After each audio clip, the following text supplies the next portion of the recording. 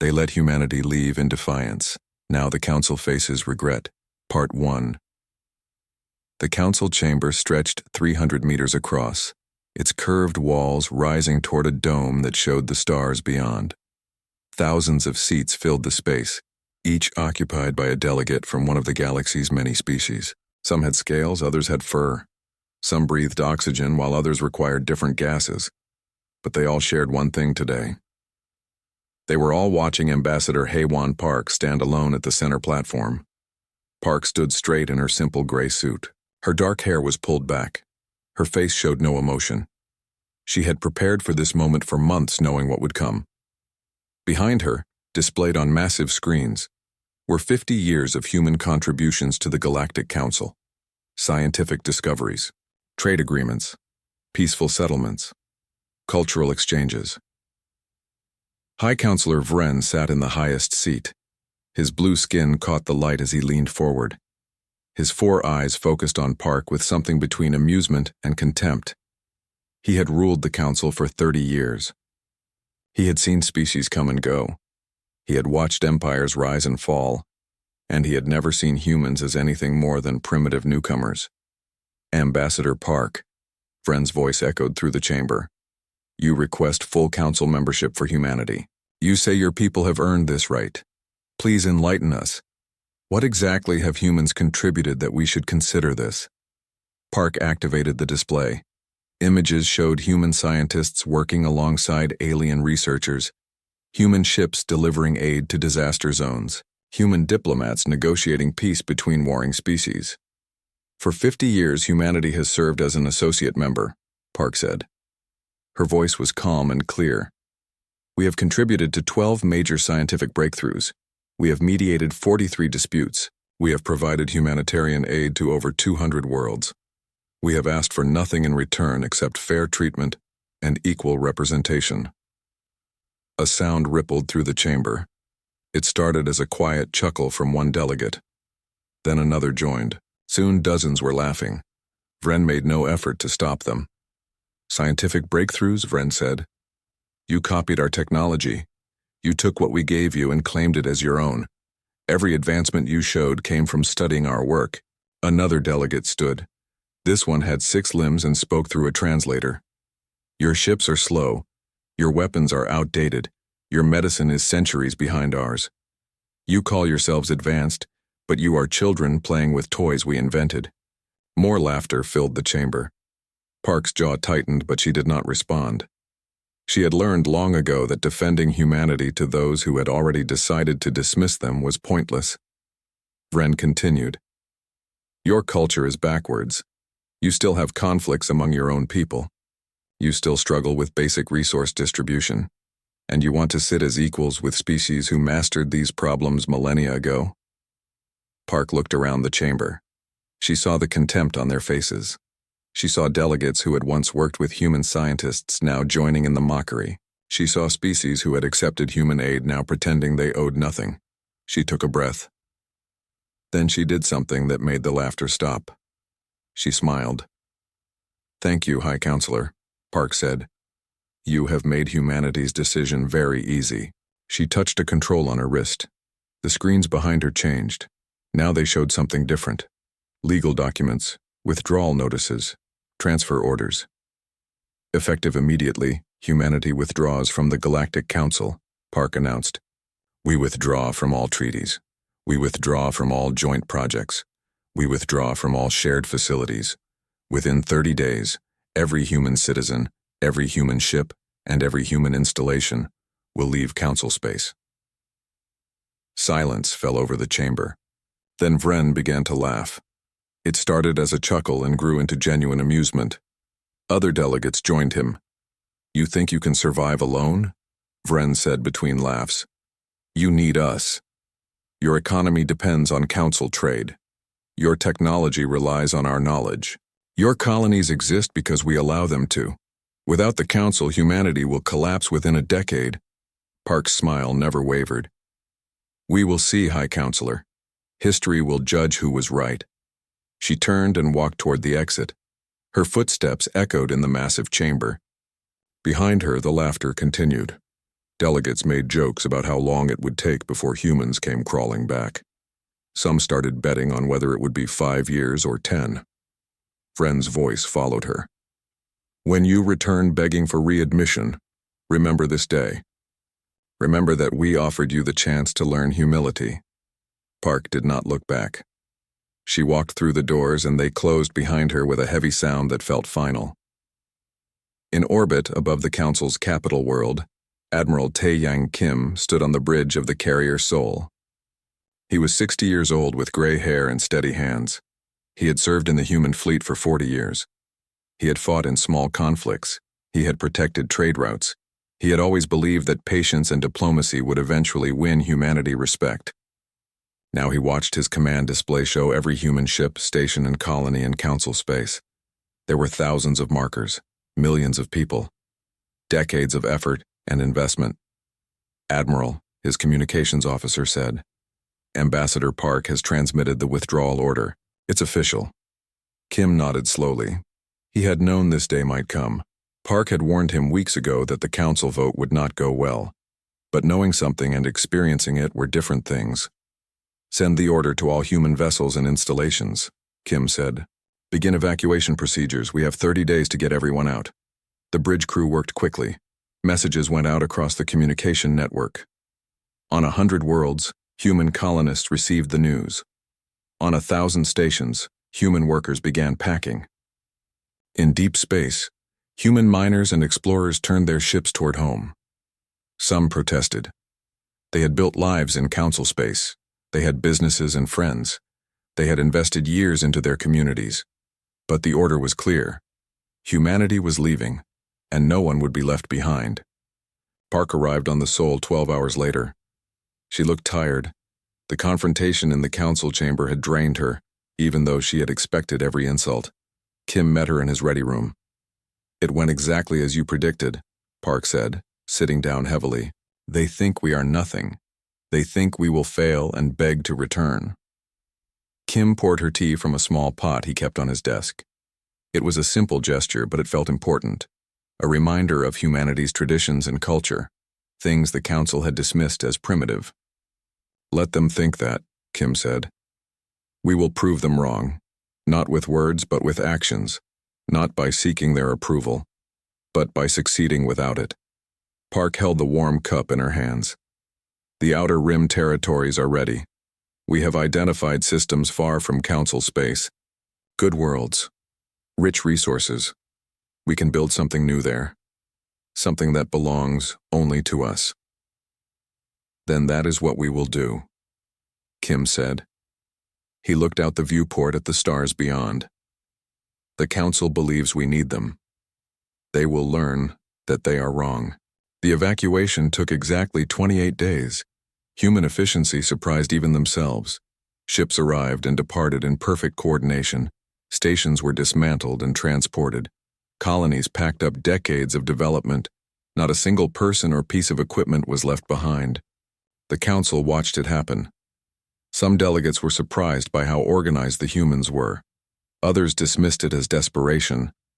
Vren ordered monitoring stations to track where the human fleet was going, expecting to receive surrender requests within months. On the final day, Kim stood on the bridge of the Seoul as the last human ship departed Council space. Behind them, the lights of the Council worlds faded into the distance. Ahead, the Outer Rim waited. Unknown, dangerous, free. Park stood beside him. She had not slept much in 4 weeks, but her eyes were bright with determination. We will never beg, she said quietly. It was not a question. It was a promise. Kim nodded. Never. From this day forward, humanity stands alone, and we will stand tall. The human fleet jumped to faster than light speed, leaving Council space forever. Behind them, the galaxy's most powerful organization continued with its business, confident that the primitive humans would soon realize their mistake. They were wrong. But it would take 30 years for them to understand just how wrong they were. 20 years had passed since the Exodus. In that time, the galaxy had changed in ways the Council never expected. But those changes happened far from their view, in the Outer Rim where humanity had built its new home. Dr. Yuna Choi stood in the main laboratory of Research Station Aurora. The facility orbited a blue gas giant in the Taejin system, one of 12 major human colonies established after leaving Council space. Through the large windows, she could see 3 other stations in various orbits. Construction ships moved between them like busy insects. Yuna was 45 years old now. She had been fresh out of university when humanity left the Council. Back then, she had been angry at the way her teachers were treated, the way human research was dismissed. That anger had become fuel. For 20 years, she had worked with thousands of other scientists to prove that humans did not need to copy alien technology. They could create their own. Dr. Choi, her assistant, called from across the lab. The test results are complete. You need to see this. Yuna walked to the main display. Numbers and graphs filled the screen. She read them carefully, then read them again. A smile spread across her face. It works, she said quietly. The new FTL drive actually works, her assistant grinned. Better than works. It's 40% faster than Council drives and uses half the energy. We just made their entire fleet obsolete. Yuna sent the data to Admiral Kim immediately. Within an hour, she received a response. The Admiral wanted to see her in person. He was coming to Aurora Station with someone she needed to meet. 2 days later, the carrier Sol arrived at the station. It was much larger than Yuna remembered from 20 years ago. The ship had been upgraded multiple times, incorporating new human technologies. But it was still recognizable as the flagship that had led humanity to freedom. Admiral Kim looked older now. His hair was completely white, but his eyes were sharp and his movements were steady.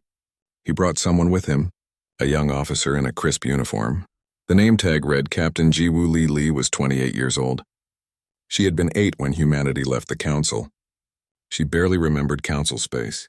She had grown up in the Outer Rim, attended human schools, trained in human military academies. To her, the Council was just history, a mistake that humanity had moved past. Dr. Choi, Kim said, I want you to meet Captain Lee. She will command the first ship equipped with your new drive system. Lee extended her hand. Her grip was firm. I have read all your papers, Doctor. Your work on energy shielding is brilliant. The new armor plating you developed has made our ships nearly indestructible. Nearly is not good enough, Yuna said, but we are working on it.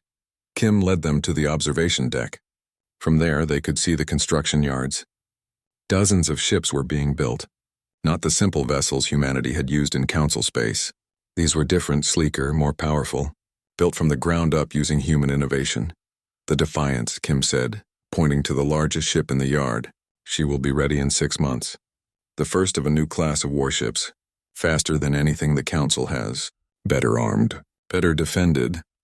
Lee's eyes were bright as she looked at the ship. And I get to command her. You do, Kim confirmed. You represent the new generation.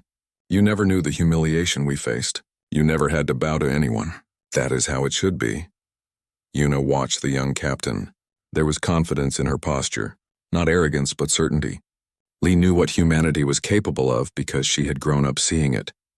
She had no doubt that humans could compete with any species in the galaxy. What about the Council? Lee asked. Do we have any contact with them? Kim shook his head. They send messages occasionally.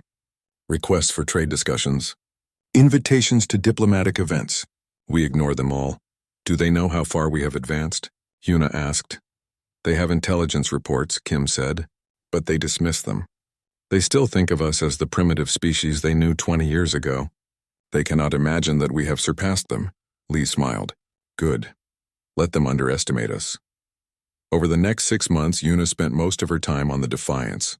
She personally oversaw the installation of every new system, the FTL drive, the energy shields, the weapons arrays, the AI networks that could process tactical data faster than any Council computer.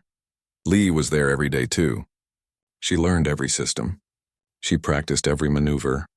By the time the ship was ready for its first flight, she knew it as well as Yuna did. The test flight was spectacular. The Defiance moved through space with grace that made older ships look clumsy. Its shields absorbed energy weapons without strain. Its own weapons could punch through the strongest armor the Council had ever built. Admiral Kim watched from the Sol. He sent Lee a simple message. Well done, Captain. Humanity is proud. Meanwhile, in Council space, life continued as it always had. The Council met in their grand chamber. They debated trade policies and resource allocation. They settled minor disputes between member species. They congratulated themselves on maintaining peace and prosperity. High Counselor Vren still ruled. He was older now, his blue skin darker with age, but his power had not diminished. He had successfully navigated 20 years of politics. He had dealt with 3 economic crises and 2 minor wars. He was considered the greatest council leader in recent history. When intelligence reports arrived about human advancement, Vren read them with amusement. The reports claimed humans had developed new technologies, that their fleet was growing, that their colonies were thriving. Vren dismissed it all as exaggeration. Humans were copying council technology and claiming it as their own, just as they always had. There was no way a species that primitive could innovate on their own. They have not even requested to rejoin the council, Vren told his advisors. They are too proud to admit they need us. Eventually, desperation will force them to return, and when they do, we will accept them back. But only as associate members. They will never again have the chance at full membership, his advisors agreed. None of them had actually visited human space. None of them had seen the 12 thriving colonies. None of them had witnessed the technological marvels humans were creating. They relied on old assumptions and comfortable prejudices. Back in the Outer Rim, Ambassador Park was now the primary civilian leader of human space. She had aged gracefully. Her hair was streaked with gray, but her mind was as sharp as ever. She oversaw the governing council that managed human affairs. Every few months, another message arrived from the Galactic Council. Always polite, always offering opportunities for renewed contact, always assuming humanity would be grateful for the chance. Park deleted each one without reading beyond the first line. She had made a promise 20 years ago. Humanity would never beg, and she intended to keep that promise. She stood in her office on New Sol, the capital colony of human space. Through the window, she could see the sprawling city below. Millions of people going about their lives, building, creating, growing. Her assistant entered. Ambassador, another council message has arrived. They are requesting a trade conference. Park touched a button on her desk. The message appeared on her screen. She read the first paragraph. It was written in the same condescending tone the council always used. As if they were doing humanity a favor by reaching out, she deleted it. Send a standard response, Park said. Humanity is not interested in council affairs at this time. Her assistant nodded and left. Park returned to her real work. Planning the expansion of the 13th colony. Reviewing proposals for new research projects. Approving funding for education programs. The council had wanted humanity to beg, to admit they needed alien guidance, to accept a lesser role in galactic affairs. Instead, humanity had built something better, something that belonged entirely to them, and they had done it by being told they could not. 20 years of isolation had not weakened humanity. It had strengthened them. It had forced them to be creative, to be self-reliant, to prove their worth not through words but through achievements. The human fleet now numbered 300 warships and over 1,000 support vessels. Human technology had advanced in directions the Council never explored. Human society had developed its own culture, free from alien influence, and in a few years, the Council would learn what a terrible mistake they had made. But for now, humanity was content to be left alone, building their future, living their lives. Growing stronger with each passing day, the Council had laughed when humans left. Soon the humans would be the ones smiling. The attack came without warning. One moment the Torvus system was peaceful. The next it was burning. Commander Thex watched the tactical display from his flagship. Ships were disappearing from the screen faster than he could count. Council forces were scattered across 3 planets. None of them had expected this. The enemy was unlike anything the Council had encountered before. They called themselves the Hive. They did not negotiate. They did not communicate. They simply consumed. Their ships were biological, living things grown rather than built. They moved in swarms of thousands. Each one was small, barely the size of a fighter, but they attacked in coordinated waves that overwhelmed defenses through pure numbers. Thex had been a military commander for 30 years. He had fought in every major conflict the Council faced. He had trained on every tactic in their databases. None of it prepared him for this. All ships concentrate fire on Grid 7, he ordered. Target the largest grouping. His fleet obeyed. Energy weapons lit up the darkness of space. Dozens of hive ships exploded. But for every one destroyed, 2 more appeared. They seemed endless, worse, they adapted. After the first wave of attacks, the hive ships began showing resistance to the Council's energy weapons. Their biological armor evolved in real time. What worked 5 minutes ago stopped working now. "Sir, we are losing the Triumph," his tactical officer reported. "Hive ships have breached her hull. Life support is failing." Thex made the hardest decision of his career. "Order the Triumph to evacuate." All remaining ships fall back to Rally Point Beta. It was a retreat. The first major retreat Council forces had made in 50 years. But there was no choice. Staying meant complete destruction. The fleet limped away from the Torva system. Behind them, 3 planets fell to the hive. Billions of people became food for the biological swarm. News of the attack spread through Council space like fire. Panic followed. The Council military was supposed to be invincible. It protected hundreds of worlds. Thousands of species relied on it for security. Now that security was broken. Over the next 2 weeks, the hive took 4 more systems. Each battle followed the same pattern. Council forces fought bravely but could not adapt fast enough. The enemy learned from every engagement. They evolved faster than the Council could respond. High Counselor Vren called an emergency session. The great chamber that had once echoed with laughter at humanity's departure now filled with fear. "We face an existential threat," Vren announced. His voice was steady, but everyone could hear the strain beneath it. "The hive has destroyed 7 systems. They show no signs of stopping. Our conventional weapons are proving insufficient." A delegate from the Vornak species stood. "What about our research divisions? Can they develop countermeasures?" "They are trying," Vren said. "But the hive adapts faster than we can innovate. Every weapon we develop becomes useless within days." "Then what do you propose?" another delegate asked. Vren hesitated.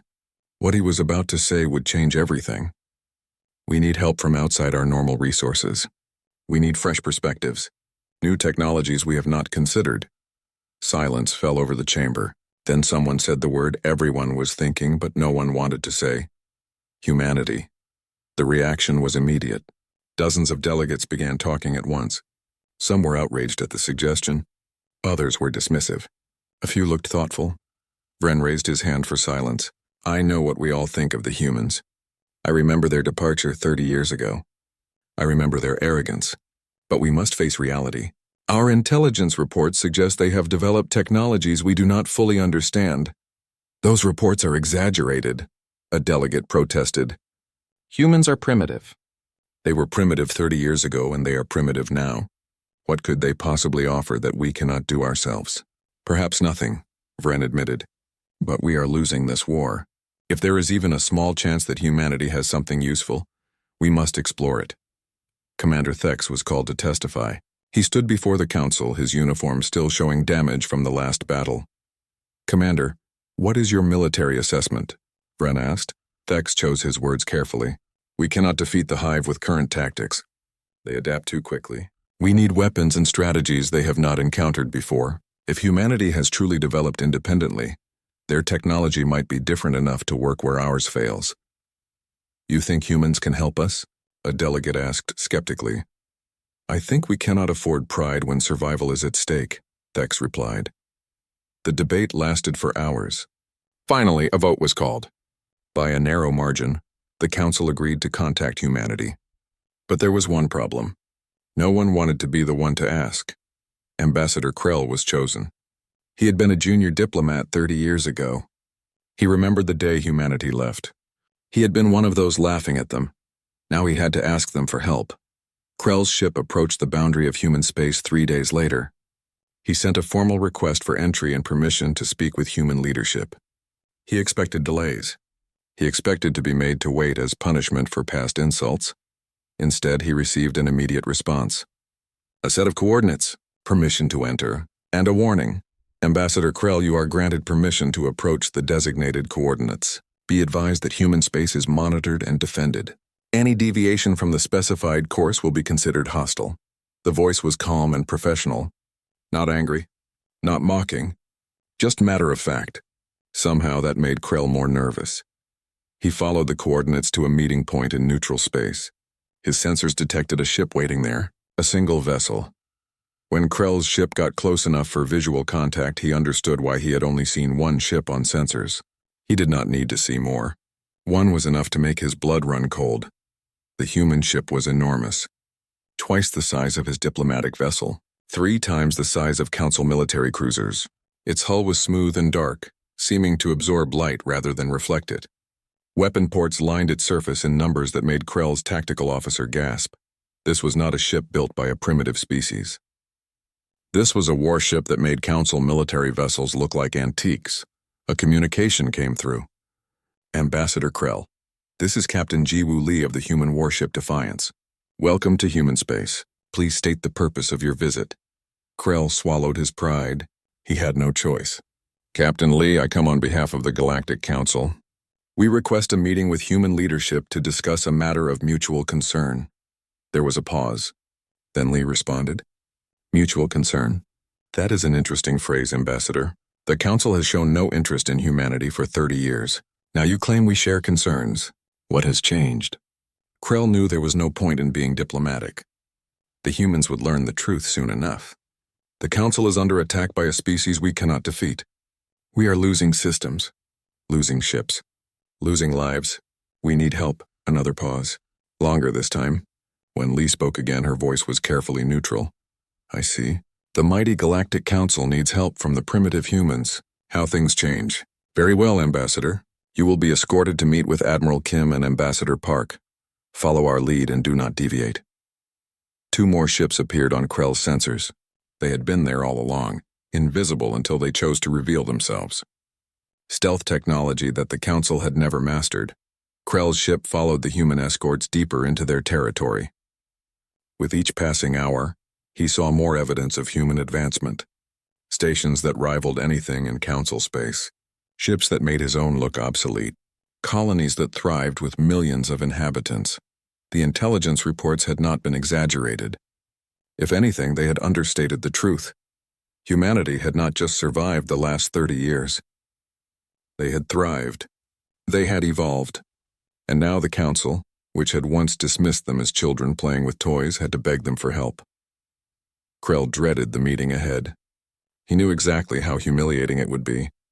He deserved every bit of that humiliation. The question was whether humanity would help despite the past, or whether they would leave the Council to face destruction alone. The meeting room was simple. No grand decorations. No impressive displays of wealth. Just a table, chairs, and a view of the stars beyond. Ambassador Krell found it unsettling. The Council always met in chambers designed to impress and intimidate. This room seemed designed for work, not show. Admiral Kim entered first. He was 90 years old now, but age treatments kept him strong. His white hair and weathered face told of decades spent building humanity's future. His eyes were sharp and measured Krell carefully. Ambassador Park followed. She moved with quiet dignity. Her expression gave nothing away. She had been the one to announce humanity's departure 30 years ago. The one who had walked out of the Council chamber while they laughed. Captain Lee came last.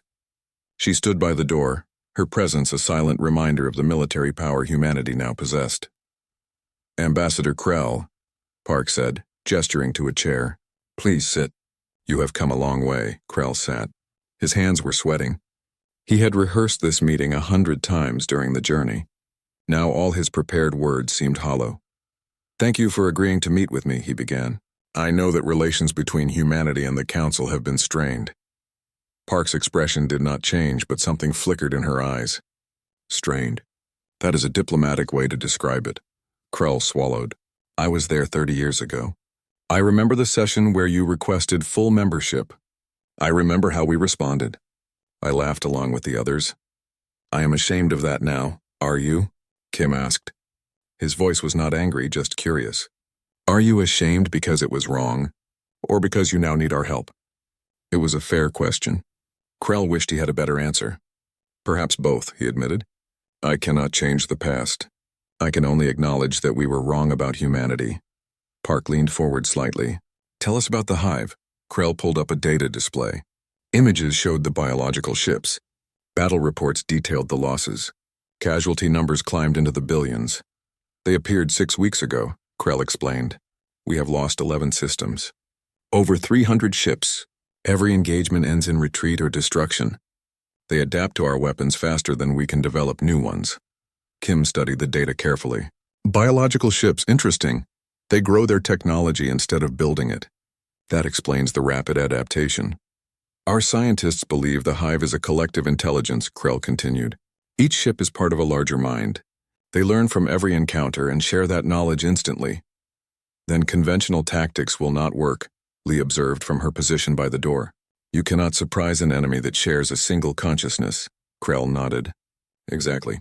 Which is why the Council has decided to request assistance from humanity. The word hung in the air. Request, not demand. Not expect, request. Park stood and walked to the window. She looked out at the stars for a long moment. When she spoke, her voice was soft but clear. 30 years ago, we stood in your council chamber. We had worked beside you for 50 years. We had contributed to your science. We had helped your people. And when we asked for equal treatment, you laughed at us. Krell felt his face burn with shame. Park continued. You told us we were primitive, that we had nothing to offer, that we would fail without the Council's guidance. You said we would come begging to return. I remember, Krell whispered. Park turned to face him. We left that day making one promise. We would never beg. We would stand on our own. We would prove our worth not through words but through actions. She walked back to the table and sat down. Now you come to us, the mighty council that dismissed us, the organization that thought we could not survive alone. And you ask for our help. Krell could barely meet her eyes. I know we have no right to ask. But billions of lives are at stake. Whatever your feelings about the council, the people on those worlds did not vote to mock humanity. They are innocent, Kim spoke. Show us your tactical data. Everything you have on the hive's capabilities and movements. Krell transferred the files. The humans studied them in silence. Minutes passed. Lee moved to look over Kim's shoulder. Park accessed her own display and began cross-referencing. Finally, Kim looked up. We can help. Our weapons are different from yours. Based on principles the hive will not have encountered, our AI systems can adapt and innovate in real time. We have ships that can match their speed and numbers. Hope flickered in Krell's chest. Then you will help us? We have not decided, Park said firmly. You need to understand something, Ambassador. We do not make decisions based on emotion. We left the Council because it was the right choice for humanity. If we help now, it will be because it serves our interests. What interests? Krell asked. The hive will not stop at Council space, Kim explained. If they consume your territory, they will grow stronger. Eventually, they will reach human space. It is better to stop them now than wait for them to come to us. Lee added. Also, this is a chance to test our military capabilities in real combat. We have built an impressive fleet, but we have not faced a true threat. The hive will show us what works and what needs improvement. Their practical approach should have been comforting. Instead, Krell found it unsettling. They were not helping out of friendship or obligation. They were helping because it made strategic sense. However, Park said, if humanity is to commit resources and risk lives to defend Council space, we require certain assurances. Here it comes, Krell thought. The price. What do you require? Park's voice was cold and professional. First, the Council must issue a formal public apology for the treatment humanity received. Not a private statement. A public declaration broadcast across all Council worlds. Krell winced but nodded. I will recommend it. Second, Park continued, humanity's sovereignty must be officially recognized. No more associate membership. No more requests for us to rejoin. We are an independent nation, equal to the Council itself. Agreed, Krell said quickly. Third, after the hive is defeated, humanity will have full access to all Council scientific databases, every research paper, every technological breakthrough, everything you kept from us because we were not full members. Krell hesitated. That would be harder to sell to the Council, but what choice did they have? I will present your terms. Kim stood and offered his hand. Then we have the basis for an agreement. Deliver the apology in recognition. Once we receive confirmation, we will deploy our fleet. Krell shook his hand. The Admiral's grip was strong. Thank you. You are saving billions of lives. We are protecting our own interests, Kim corrected. But yes, Council lives will be saved as a result. Remember that when your people wonder why we helped. Captain Lee escorted Krell back to his ship. As they walked through the human station, Krell noticed the efficiency. The cleanliness, the advanced technology integrated seamlessly into daily life. "You have built something impressive here," he said. Lee glanced at him. "We built what we needed to survive. The council thought we would fail. They thought we needed them. They were wrong on both counts." "I can see that now," Krell admitted. "I wish we had seen it 30 years ago." "The past cannot be changed," Lee said. "Only learned from. Perhaps the council will remember this lesson." Back in council space, Krell presented the human terms to High Counselor Vren. The chamber erupted in debate. Many delegates were outraged at the demands. How dare the humans require an apology? How dare they demand access to council knowledge? But Commander Thex's latest report silenced the protests. 3 more systems had fallen. The hive was accelerating. At the current rate, they would reach core council worlds within months. The vote was called.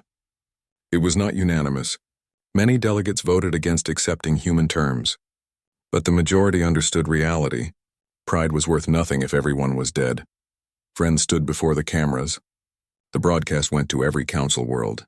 Billions watched as the most powerful leader in the galaxy spoke. 30 years ago, the Galactic Council made a grave mistake.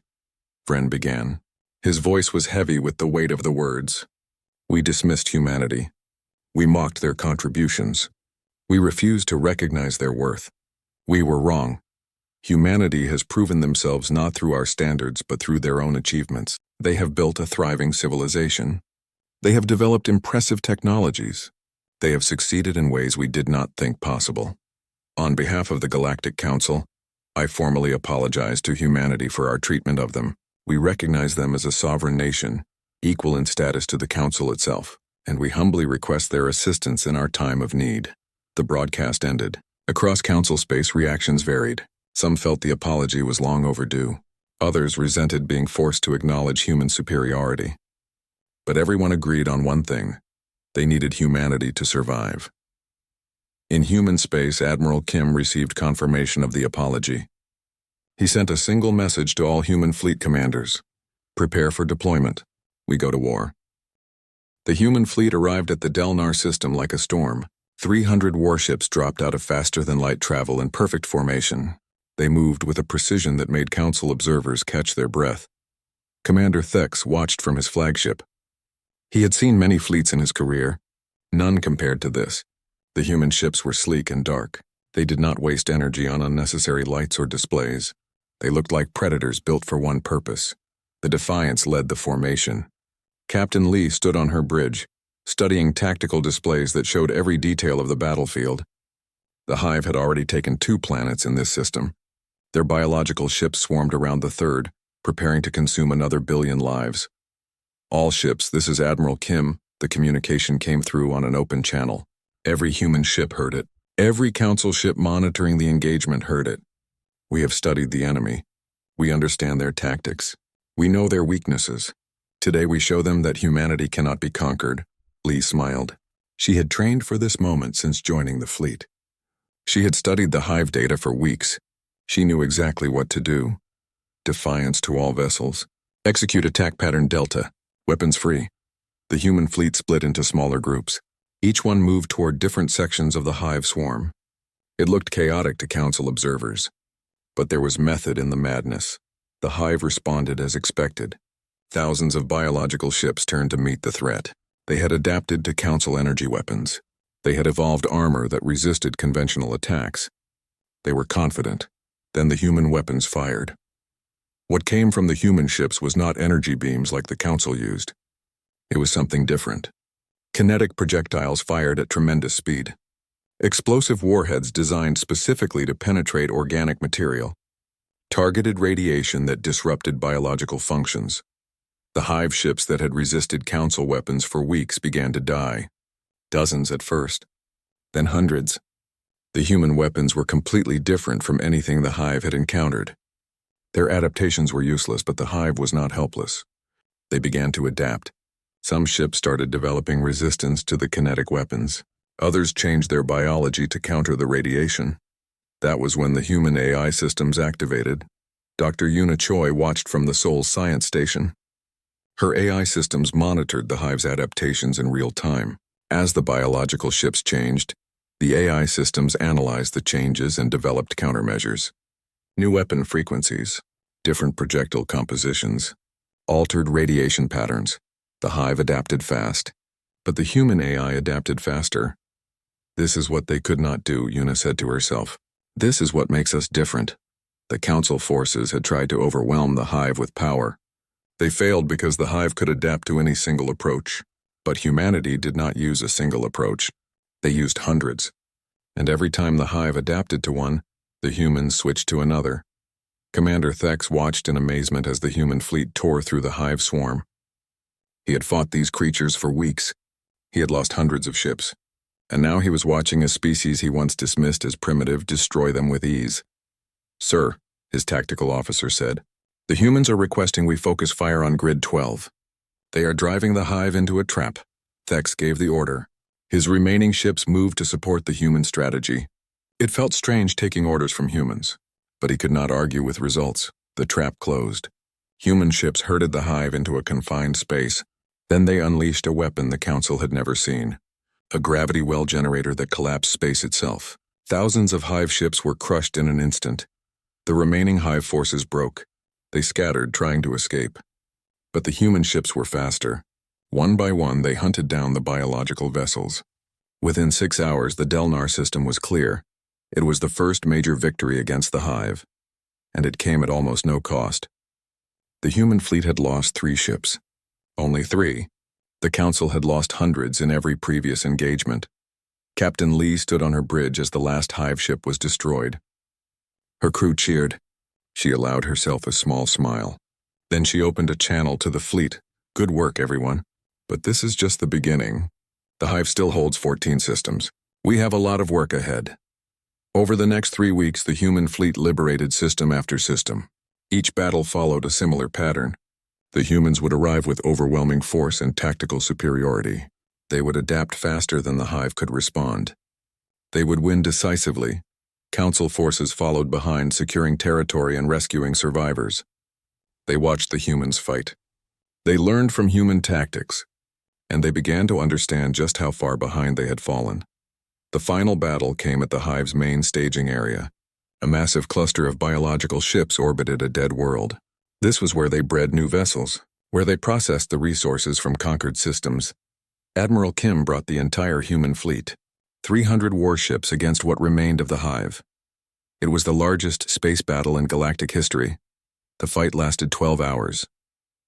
The hive threw everything they had at the human fleet. They adapted. They evolved. They fought with the desperation of a species facing extinction. It was not enough. Human weapons were too diverse. Human tactics were too flexible. Human technology was too advanced. The hive had evolved to fight the Council's predictable strategies. They had no answer for humanity's constant innovation. When the last hive ship was destroyed, a strange silence fell over the battlefield. Council forces watching from a distance could hardly believe it. The threat that had seemed unstoppable just weeks ago was gone. Humanity had saved them. High Counselor Vren requested a meeting with Admiral Kim. They met on neutral ground, a space station between Council and human territory. Vren looked older than his years. The stress of the war had aged him. He approached Kim with none of his former arrogance. Admiral Kim, Vren said, on behalf of the Galactic Council, I thank you. You saved billions of lives. You defeated an enemy we could not, Kim nodded. We did what was necessary. You did more than that, Vren said. You showed us how wrong we were about humanity. You are not primitive. You never were. We were blind and arrogant. Yes, you were, Kim agreed. There was no anger in his voice, just statement of fact. Vren took a breath. The Council would like to offer humanity full membership, not as associates, as equals. With full voting rights and representation, we would be honored to have you. Kim was quiet for a moment. Then he shook his head. No, he said simply. Vren looked surprised. But surely now that you have proven yourselves, we have nothing to prove, Kim interrupted gently. That is the point you still do not understand. We do not need Council membership to validate our existence. We left 30 years ago to build something of our own. We succeeded. We are content with that. Ambassador Park joined them. She had been listening to the conversation. The council dismissed us because we did not meet your standards, Park said. But we never needed to meet your standards. We needed to meet our own. And we have. Vren looked between them. Then what do you want? To be left alone, Kim said. We will maintain diplomatic relations. We will trade with council species who wish to trade with us, but we will not rejoin an organization that once treated us with such contempt. We learned something important when you cast us out, Park added. We learned that we are strongest when we rely on ourselves, when we innovate instead of imitate, when we build our own future instead of asking permission to participate in yours. Vren nodded slowly. He understood. The greatest insult was not refusing membership. It was showing that membership was never needed in the first place. I understand, Vren said, and I respect your decision. The Council will honor humanity's sovereignty. We will not make the mistake of underestimating you again. The meeting ended cordially. Humanity received access to Council databases as promised. Trade agreements were established. Diplomatic channels remained open, but humanity remained independent. They returned to their territory in the Outer Rim. They continued building their civilization on their own terms. Captain Lee was promoted to Admiral. She took command of humanity's growing fleet. Dr. Choi continued developing new technologies. Ambassador Park guided human diplomacy with the wisdom of experience, and Admiral Kim, now 93 years old, retired.